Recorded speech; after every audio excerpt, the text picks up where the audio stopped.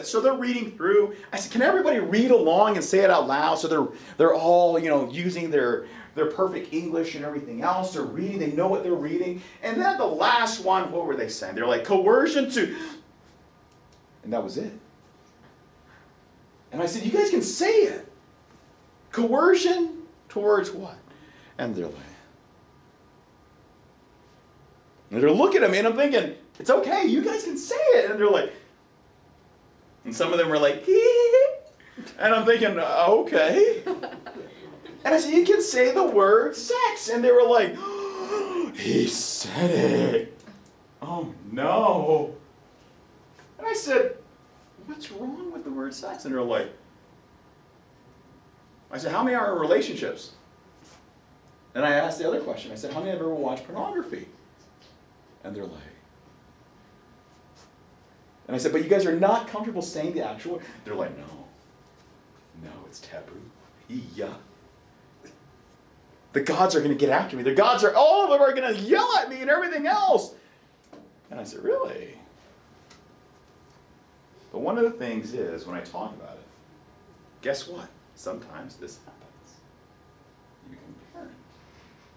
And one of the big things is, when I talk about parents, it's always a surprise. It's always a surprise to them. And they always look at it like, oh, I didn't know. And when I work with high schoolers, they always say, oh, it was the first time we ever did it, and we didn't even know it was going to happen. And I'm thinking, what do you think was going to happen in the first place? I don't know. Something. Well, that's the something. And they're like, oh no. So now, this is what happens. So now the oxytocin has now been released. So that is happening. What's going to happen now? So if you look at the picture, you see all the hands and the feet and everything else. It looks very creepy. And you're like, oh. But if you have been a mother, it feels that way, right? You feel all those pains. You see all these things. You see all this happening. But one of the big things is, when the amount of oxytocin in the expectant mother's blood reaches a certain threshold, what is going to happen? Contractions. Contraction starts happening. So that's when what happens? That's when the birthing process happens, right? That's when things start happening. That's when dad starts freaking out. That's when the baby daddy starts freaking out. That's when all this happens and you're like, oh my gosh. Right? That's when you start calling the person and saying, we're going to have a baby right now. And the person's like, what? Nuh-uh. All this is happening. And so now the contraction starts happening more frequently and on a regular basis. And that's when the birthing process begins. So now within that, imagine the most painful cramp imaginable. How many have ever had a Charlie horse? How many have ever exercised so much you're like, yeah. And I go to the gym pretty frequently. I try to hit the gym almost every day. So within that, one of the big things is, as you're hitting the gym, what happens? For me, I try to make sure I drink enough electrolytes. What's going to happen if I don't? Cramp. I'm going to cramp, right? And then when that happens, how many just love getting a cramp? How many are just like, yeah, I love it. Love the feeling. Because when that happens, what happens to your body? It just literally seizes and you're like, ah! And that whole tough guy image, and this is for the guys, because this is the best way to break it down. For the guys, what happens? That whole tough guy image, you see the tears come down, you're like, I'm not crying, you're crying. For women, they're like, nah, this is my third kid. I'm used to this. For men, one of the big things is we don't have any way to know this. Why? We're a bunch of babies. That's the reality. How many can literally say, how many are in a relationship? I'll raise of hands. How many are in a relationship? It's okay, you don't have to answer, it's fine. Everybody's like, no, we're just friends. We're just buddies. We're just friends with benefits, nothing more.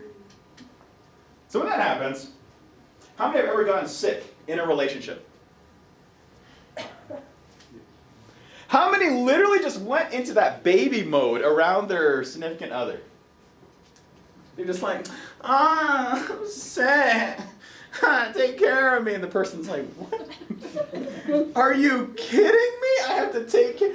I don't want to do anything. I'm sick. Can you call it to Professor Barber and tell him I'm not going to be able to make it? I'm dying. So when that happens, we have no way of gauging that, right, for men. So the best way to see it is through this. The human body can only bear up to 45 units of pain at a time. Yet at the time of birth, how many is actually happening for the mother? More. So this is the equivalent of how many bones breaking? 20. How many have ever broken a bone? Right. It's not painful. Or it's not bearable, right? What happens? You feel it, it's broken, you're thinking, ow. And then what happens? You go into what? Shock. You're like, wait, this is broken. Oh my goodness, what is happening? You feel that whole flush of pain. You feel that whole wave. How many have ever felt that wave just come over you? You're like, oh boy. And you look, you're like, this is fixable. Yeah, this is fixable. Yeah, yeah, maybe we can put the bone back in. They're looking at you like, no, you need to go to the hospital. No, shh, don't tell anybody. And then what happens? You go into panic. Now imagine that for a mother. Mother's going through all this is happening. So this, I know, controversial, scary.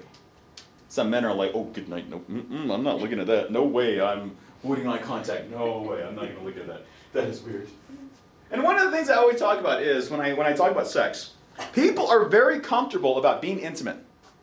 It's weird. When they're intimate with one another, they're okay with that. But when it actually comes down to this and talking about what's happening in the body, people are like, ew, that's gross. Don't you need that? You're not supposed to talk about that. But the thing is, when you look at this, the 3 stages of the birth process. The first stage is labor. So the contractions increase in duration, as well as what? The frequency, intensity. And then you have the delivery. And then you have third, expelling of the placenta and the umbilical cord. So now the baby has already been delivered. So which stage is the longest and the most difficult? Which one do you think? Labor. Yeah, 4 stages of labor. So this is a cervix dilation chart right here. So in the first children, in that first stage, what is happening? It's longer, becomes exceedingly shorter, the more what? The children are had. More children that are had. The more children that are birthed. This stage involves contraction of the uterus, causing the tiny hole in the cervix to expand enough to allow what to happen? So initially for the bulk of the baby to pass. And that's one of the things is when you look at it, you're thinking, oh my goodness, this is scary. Yeah. But one of the big things is a lot of individuals don't even know this process. A lot of male individuals don't even know this process. Why? A lot of even females don't even know this process. Excuse me, as I project. So one of the things is when you're looking at it, you're thinking, okay, what are the 4 stages? So the second stage is what? It takes less than an hour. So 1.5 hours or less. How many actually happen that way in reality? Usually doesn't, right? It takes a while. Sometimes you're going through the whole process, all this is happening. So now the first stage is when the baby's head begins to move through the cervix and into the vaginal what? Canal. So that's happening. But then that stage ends when the baby completely emerges from the mother's womb. That's when you hear the first cries, or that's where you have an individual or a clinician at the bottom of the feet to initially cause shock, to allow them to cause what? Air to come into their lungs and everything else, and be able to say, oh, I'm alive! And they announce it, right? They announce that they're alive. They're like, ah! And you're like, oh, good night, that is scary. So in this stage, it lasts longer than 2 hours. The physician may use some form of assistance to extract the infant. So now, the 4 stages of labor. Within that, the third stage lasts 5 to 30 minutes and involves the placenta and the umbilical cord. So within that, you have the alternate delivery, C-section. Cesarean. So within that, you have the methods of delivery. So you have one, the horizontal incision or the vertical incision. A lot of times this happens due to a complication or due to the size of the child. So within that, if you have a C-section, again, you're trying to ensure that the baby comes out safely and it does not harm the mother. So one of the things is, I always ask individuals, I said, how many have ever been in the living room with their spouse? And people were like, oh, good night, that's scary. That's traumatic. That's freaky. That's weird. It's all these different things. And I said, why? And they're like, because I don't want to know how it's made. It's just like making ice cream. I don't want to know what happens when behind the scenes. That's one of those things where that is the miracle of life. So now. So 19th century, this is what they were using. They were using forceps. So if you look at it, very scary, right? It just goes in. They're going in with full vigor. This is a person that literally has it, and it's just a... Hopefully it doesn't make that noise. That would be very unique. Everybody's like, no, he should be very serious. It's fine. You can laugh. It's okay. People are like, huh? No. This is a very scary class. It's very serious. It's okay. So long as we remain respectful. So, now medicated birth. So this was happening because, one, you had individuals who were being developed, and this were developing countries, and one of the things they had what was called twilight sleep. So this is where a mother was, what? Heavily medicated. These are individuals. So what would you think would happen within that? What would you think would be a concern? Would it be cesarean or would it be a natural birth? Which one do you think? What do you think could happen if this was the case? If, say, for example, they were too heavily sedated to the point where, would they be able to give a normal natural birth? Or would it be more cesarean? Cesarean. Cesarean, why?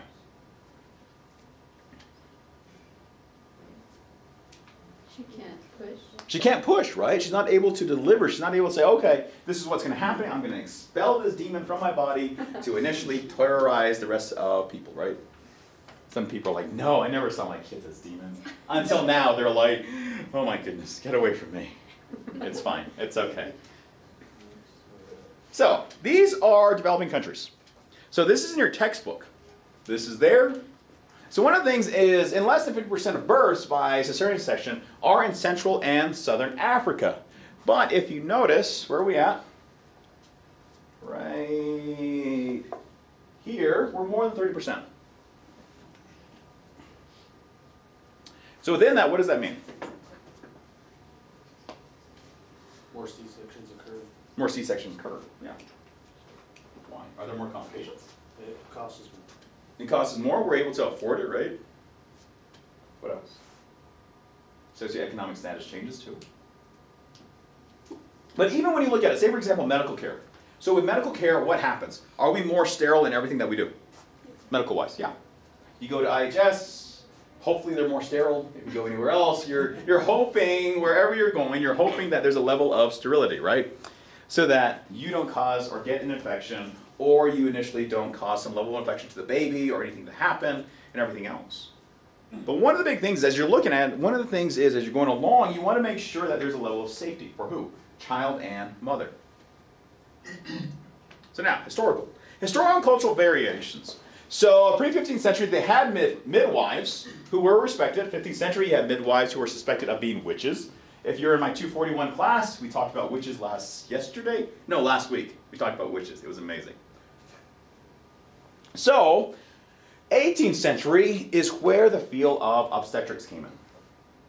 So this is one about understanding the aspect of birth, understanding about how to deliver, all the different impacts, all the psychological impacts that happens. That's where we start to gain a better understanding of what was not post-traumatic, but postpartum depression. That's where they started getting an understanding of how can I, as an individual, help this individual who's now going downhill in regards to the aspect that they have delivered a person, but now their given mood, their given outlook has changed dramatically. So within that, one of the big things is if you look at postpartum depression, one of the areas is this is an individual who's had a child in their womb for 9 months or even less. And what happens is all those hormones that are coursing through the body and being delivered to the baby is now changed and now stops. So now what happens to the mother? They should start developing all these different mood disorders. So there is that impact. So one of the big things is, within the 20th century, it led to the misuse of drugs. Utilizing what? Morphine. Morphine is a painkiller. But it also, if you give too much, it can literally cause heart failure. So now, late 20th century, led to advocating natural childbirth. So this started coming into play more often. Within that, with hospital deliveries, no difference in maternal care. Within that, things changed. So the cultural practices began to change. So the celebration of birth. Within that, you look at it and you think, okay, I get a birthday every year. How many got a birthday growing up? How many just didn't get a birthday? And you're looking at the end, this is different. Some of you guys are like, I didn't. I hate the kids who actually did, which is spoiled brats. Oh, it's okay. I saw the smirks. I saw the anger. It's fine. But one of the things is, this started to come into play in terms of baby showers. So now, when you look at it, even today, what is one thing that people are doing now? They're calling it baby reveals. They've even gone to the point where it's becoming very dangerous. Individuals are now getting hurt revealing the gender of their baby. I've seen a couple of videos on YouTube, so if you ever have a chance, go onto YouTube and look up gender reveal failures. And you're going to see individuals who are trying to reveal the gender of their child and everything else. We're having a boy, we're having a girl. We're not even going to say which gender it is, but we're going to celebrate. And then it goes horribly wrong. I've seen one where they did, I believe it was supposed to be fireworks, and instead it just went completely horrible. And people were running and screaming and everything else. I was laughing because I'm like, oh, what a bunch of idiots. But within that, it was one of those moments where I'm thinking, what happened to the good old days? They're just simply saying we're having a boy, we're having a girl. No. People want to try to what? Up one another. I'm pretty sure that's happening on the reservation right now too. It's fine if you do. How's everybody on that side? I don't know how many have ever done a gender reveal party or a gender reveal failure. We won't talk about it, but it's very concerning. It's fine. So now, cultural beliefs regarding what? Birth practices. So one of the big things is menstruation. How many, when you're, say for example, how many have ever had sex education throughout the high school years that you, or the times you were in high school? How many did not? Wow, there's more nots than, how about on that side? How many had sex education in school? Raise some hands on that side. Okay, there's a handful. How many did not? Okay. So back in our day, back in my day, years and years and years ago, we did. We had sex education and everything else. But one of the things is we still had to cover menstruation. So say, for example, on the reservation, how many actually have pads or tampons or any of those in the bathroom, female bathrooms? Or how many just say, what is that? Any in here that can literally vouch for that? No? How about on that side? How many can actually vouch for that? That there are tampons or even pads or any of those in the bathroom? So one of the things is, what is that noise? It's the ghost. It's the ghost of Christmas past. So, one of the things is, it's considered what's called a luxury tax. So if you go to Walmart, you buy tampons and everything else, they will actually charge a little more for tampons and any of these products because they consider it a luxury. For men, we're just like, doesn't affect us, we're okay. We just have to know to avoid our significant other at this time. Right? It's one of those things where it's like, we just avoid them and then we're good. And some people are like, oh my goodness, no. But one of the things is, it's considered a luxury. And I'm looking at it thinking, I don't believe it's a luxury.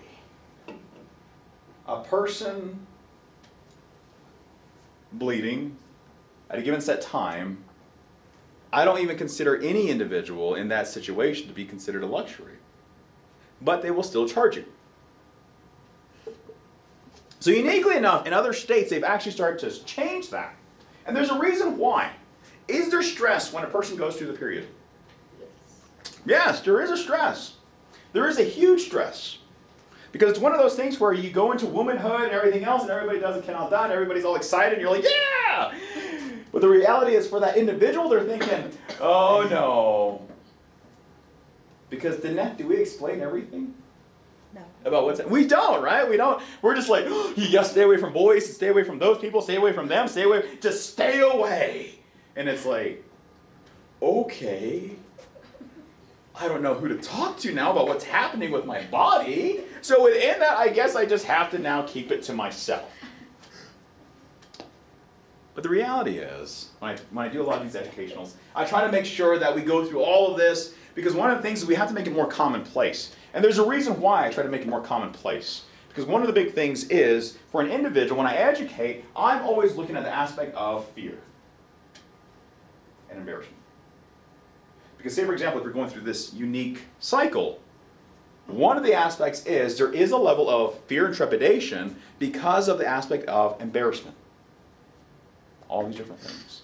There's a level of stress, there's a level of psychological impairment to the point where you're fearful. You're fearful of what other people are going to say. You're fearful of all these different things. And so within that, one of the big things I'm always looking, and there's a reason why. And I'll give you this example. So, imagine, because on the reservation, there's a lot of individuals who live with who? Young individuals who live with who? Grandma and grandpa. Grandma and grandpa. So when they live with grandma and grandpa, or a lot of times does grandma and grandpa explain everything to them? Not really, right? They don't. So now imagine, either you yourself or you have a sister who's going through this, who's going through their first aspects of going through their period. And you're experiencing this. All this is happening. Now suddenly you have blood coming out of your given body. So now with that happening, what is your immediate reaction? Say, for example, for a male perspective, if you have blood coming out of your arm or anything else, what are we going to do? Are we just going to let it go? We try to stop. We're going to try to stop it, right? So now imagine for an individual who's now going through their first aspect of their period, and they've never been explained all this. They don't know what's happening. They don't know what's going on. What are they going to try to do? They're going to try to what? Stop it, right? And so when that happens, there was one individual, but when you look at the different aspects, one of the big things you're always looking at is concern. And one of the things is, I work with another colleague, and one of the things we always look at, we work in the clinical setting here and there, and one of the big things is we've come across different individuals who've been in this unique situation. And there was one individual that was in this situation. So within that, what was their immediate response? Stop the bleeding. So you're in the bathroom, what are you going to use? Was tissue. So now what are you going to do? You're going to use the tissue. You're going to try to stop the bleeding. You continue to try to stop the bleeding. Continue to stop the bleeding. So now what are you doing? You're putting more and more tissue into your vaginal canal, everything else. So when that's happening,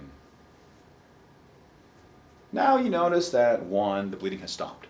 Great. Now I'll go about my everyday, thinking I'm okay. Now, what do you think is going to happen? Can it cause an infection? Yes. Yes. Yes. Yes, it can. Guess what? It did. This young individual, it caused an infection because there was access, what? A foreign element that was inside the body that should not be there. So when that happened, how many have ever come across rotting blood? How does it smell? Horrible. Horrible. Within rotting blood, that's what had happened. So now the individual had to be at the hospital. Within that, what they have to do? Extract all of that. So within that's one of the big things. I'm always a big advocate for the aspect of how we, as individuals, can bring across the message of vaginal health, menstruation health, and all those different things. Because one of the big things is, how many are literally wanting to work in a counseling session in the schools? You do? Okay. And you'll have questions about this. You'll have questions from different students. You'll have all these numerous questions. Sometimes they'll want to know and everything else. And so as a counselor, one of the big things, you're trying to relay this information in a dignified manner. So as to, what? Put the person at ease, no matter where you're at. You're always trying to make sure that, one, you're always being sincere in terms of what you're sharing. So for me, I'm a